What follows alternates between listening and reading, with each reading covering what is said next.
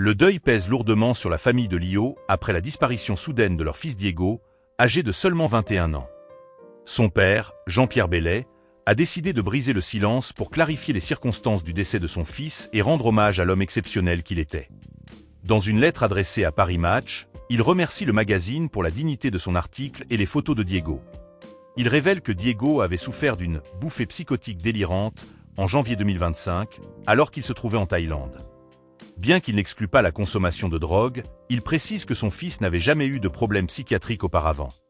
Jean-Pierre Bellet a également voulu mettre fin aux rumeurs concernant son rôle de père. Il insiste sur le fait que lui et Lio se sont toujours occupés de leur fils ensemble, rejetant ainsi les accusations d'absence paternelle. Il évoque Diego comme un jeune homme brillant, un véritable génie, qui suivait des études d'ingénieur à l'EPFL à Lausanne tout en étant un artiste talentueux.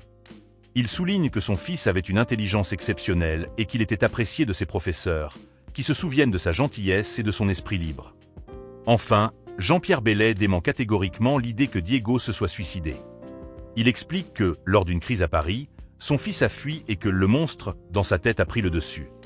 Diego n'a jamais eu de pulsion suicidaire, affirme-t-il, ajoutant que son fils avait de nombreux projets en cours qu'il chérissait profondément.